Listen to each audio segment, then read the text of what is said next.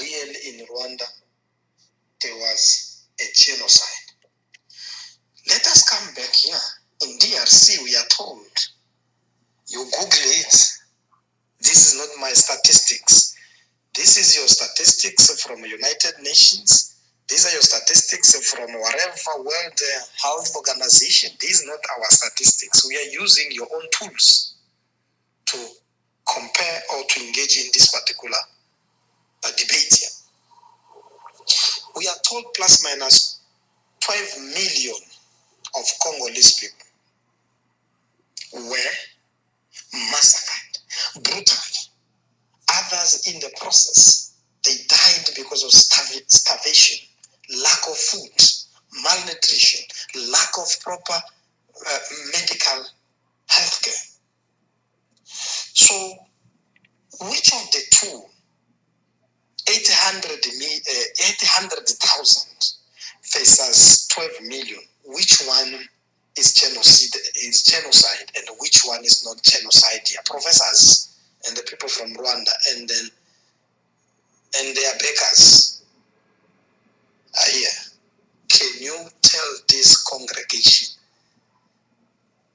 800,000 and 12 million, which one is a genocide? Chairperson, you can see from there, you can see people in disarray, so you cannot get the answer. This is the reason why I said, Chair, we are carrying now the flag of DRC.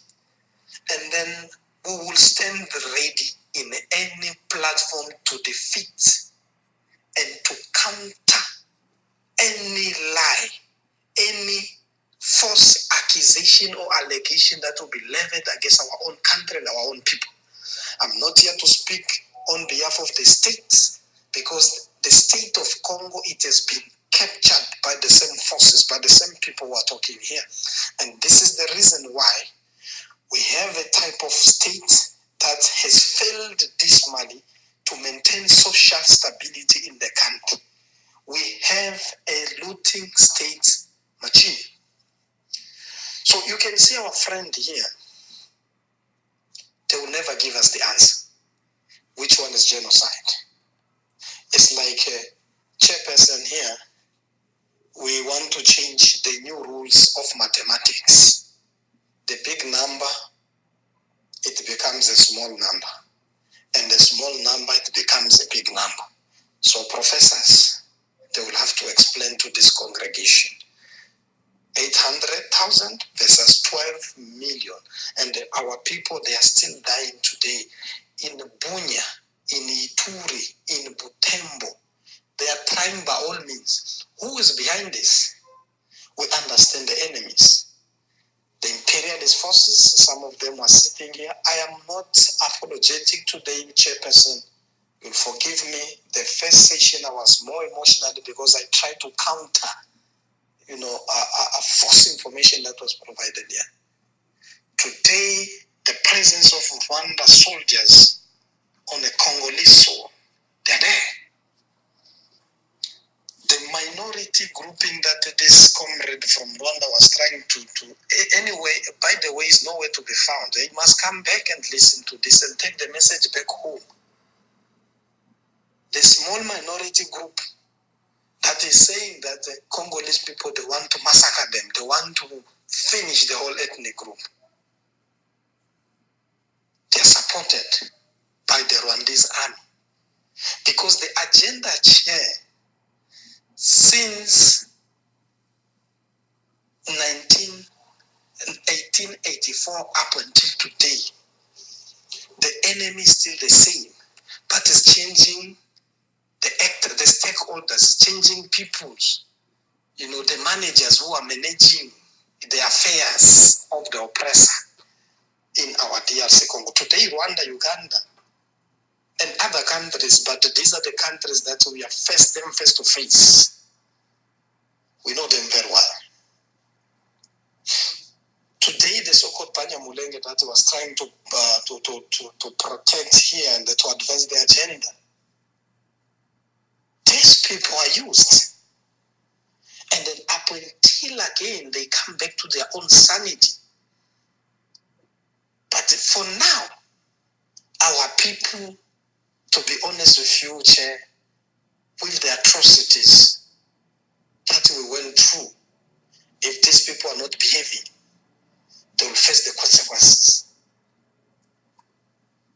By saying that we want to eliminate them, Chair, when you see smoke, it means that there is fire somewhere. We must ask ourselves, and these people here, the delegation here, must tell us why we are reacting. I can't react if there is no action. So we must investigate, we must go to the root causes. Why the communities are rejecting these people? Because of their behavior, because of the mentality, as I explained in my presentation, that there are processes through which one can acquire citizenship. I cannot go to Rwanda today and claim a land and take weapons and start fighting and say that this particular province belongs to us. Anywhere I am from, Bembe, grouping in Congo, they know us very well. We are called the Jewish of Africa. And then we are not apologetic for that. We are not ready to lose even an inch of our land. If they face us, if they are used, we'll have to counter that particular behavior. So the plot that is there in DRC, my leaders, chairperson, there is a plot of dividing Congo. And then I'm going to link to the question or questions that were asked by the delegation from Belgium, our oppressors who are sitting there. This agenda in 1961 or 62, if I'm not mistaken, there was what we call Katanga, Secession Katangaise, what we call in French. And this division of Congo was planned by the same Belgium who was sitting here. That is why he was trying to deny the history and whatever is happening today, whatever we are facing today, it is direct link to what the Belgium they designed and they engineered for Congo and for our own people. So this small grouping, they are trying to use as a pretext for these forces because they know that they have their own compradors in Kinshasa sitting there posing as the leaders of the masses while they are there to facilitate, the division of this country, which they have failed because people, they remain united, undivided, and they will continue. If people, they fought ignorantly without knowing who was the enemy, and they failed, Rwanda sent troops of soldiers, they received weapons and money from all these powerful countries from Europe, your America, your Britain, and others, but they failed. But now the level of consciousness now is picking up. So now we are up to them. So what they are trying to do is to sell out this lie again to the people and say that there is a genocide in Congo. There is a genocide in Congo. And then we must add more troops. Like what happened in Rwanda. This is how they took over. Or the French, they are sending a united keeping force. I don't remember the English word that was created. Zone turquoise. It was an area that was created. So I think that we are protecting this, we are pushing this one, are going out, and we bring them in power. So in DRC, through the United Nations, the keeping forces, I call them the business keeping forces, they are part of our problem. That army is there for a particular purpose. But they have tried to kill, they have killed, they created atrocity, they have created all these kind of things, Chair. But our people remain united and resolute. People are saying no to the vision of Congo. Though we have our own problem among ourselves, but the moment you mention the division of Congo, those who are in the north of Congo, those who are in the east, those who are in the west, those who are in the central part of Congo, they always stand together and they rebuke and defend our land. So this is the conspiracy here. So the problem, I can see the delegation is nowhere to be found here. They must come back here. So the protocol must then bring back here, and then they must take the message back, whoever sent them. Because the problem that we are facing, Chair, the same forces of imperialists, they provide platform for our own brothers, our friends, who they have availed themselves to be manipulated, to be used by these forces to come and kill their own brothers, because without knowing that the same imperialist forces, one day, they are going to take them to jail. They are going to take them to this so polluted and highly politicized International Criminal Court, the so-called ICC. They will go there. The day will come when the balance of force will come. You will see what is going to happen. So that is the plot dividing Congo. They tried. So they are giving these platforms. The media, they propagate the genocide, they kill people, 800,000. But in DRC, there are millions of people. Even this 12 million, it is an estimation. Maybe it's beyond that. But we were never given a platform to speak our story. Why? Because they control the information. They control the media. And those Congolese who are given platform like this are those who are used again to divide the same masses, to bring more division, tribalism. But now we have understood the enemy and who the enemy uses to destabilize us. So that is why these brothers, now we can see now, they can't speak. You can see now that I was telling you the superior logic will prevail today, because these people that have taken opportunity for so very long time, they have taken chances, to propagate lies to the world that, what is happening in Congo is genocide, they want to kill. No, there's no genocide. There's no genocide. So, Chair, to answer to this question, Congo, there is no genocide, and there will be no genocide. But we are provoked. If we are pushed over, we will be left with no option but to react. And this is what you are seeing in Congo. We can no longer accept people to come and point fingers in our eyes anymore. A Congolese, a 1980 Congolese, is not a 2000 Congolese, is not a 2010 Congolese, and is not a 2019. And the Congolese that will come tomorrow, 2020, will be totally different. Now we understand the struggle through class analysis.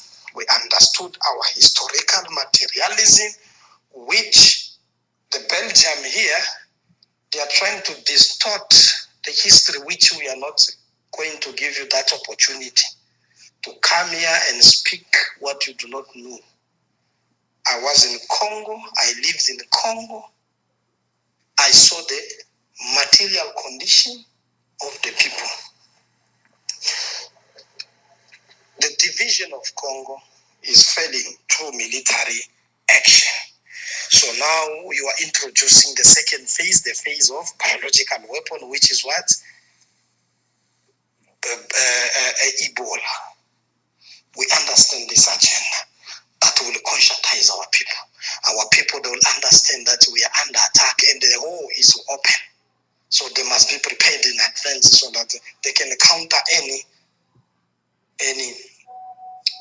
that will come and take our land away. So, Comrade Chair, you can see that the delegation that was busy talking about this thing, it was a propaganda. And all the propagandists, you can see some of them who left behind. You can come back to them and you ask them a very simple question. 1 and 2, which one is the bigger number? If they tell you 2, these people, they need help. We need to help them. They must come back to this real life. 800,000 and 12 million. Which number is bigger? So therefore, we reject without doubt that particular narrative that these guys they were pushing here. The Belgium here, they are talking about the history, corruption, and DRC. Yes, I agree with you with corruption. But let us be very logical here. One thing that we are not talking is about who is behind that corruption. For me to be called a corrupt person, there must be an incentive. There must be an invisible hand. I have nothing. I don't have money. I don't have resources. If today somebody called me I am corrupt, I'm involved in corrupt activities, who is behind? What is that invisible end? Yes, we understand that the leadership in the country, it's very problematic, but it has got a genesis. It has got the beginning. So what is happening? The states, I go back again, I asked a question. If all of us we can answer, but specifically this delegation from Belgium, who killed Lumumba? And why was he killed? And who stood to gain? Those are the critical questions that these comrades here, they are not going to answer. We can even give them 6 hours. They will try to come with manipulating. We cannot give you a chance anymore to manipulate. You manipulate where you meet with Congolese who are ignorant, those who are going to worship you, those who are going to submit to your own dictate. Because now we are tired, we've been pushed to the corner. You have compromised and sacrificed the future of millions of our people. So we can no longer continue to keep silence. You create a base, an economic system that is based on looting, and then you influence a type of state that you want to see. That is why you killed Lumumba. That's why you killed Kabila. Because you need a state that is a looting machine state. A state that will submit to the dictate of the Western powers. You have succeeded to sponsor the same state to destroy the civil society. That is why today our country is in shambles. So you cannot come here and teach us this leadership, whatever and what. Leadership is there. There are people who are able to lead, but the system that you created, go back to the era of Mobutu. Mobutu was given millions, militarily. This man was well armed. If you try to come up and challenge him, you disappear overnight. Who gave Mobutu all this power? The same people are sitting here. They had an agenda. And currently they still have an agenda. And the agenda, what I will repeat, I will continue to repeat, is the division of Congo into countries. So that is the project. It's a project. And the Rwanda, and the Uganda, Burundi, and all these other countries that they are working undercover, they are trying to help the masters from the West to fulfill that balkanization of Congo, which people now are saying we cannot be divided. For example, look at myself. My family is everywhere in DRC. You divide us. Where would I belong? And where would they belong? You can't divide us. We are one people. So these are the issues that this comrade, they were supposed to take into consideration. The leadership crisis, we understand, and who decide on that particular leadership.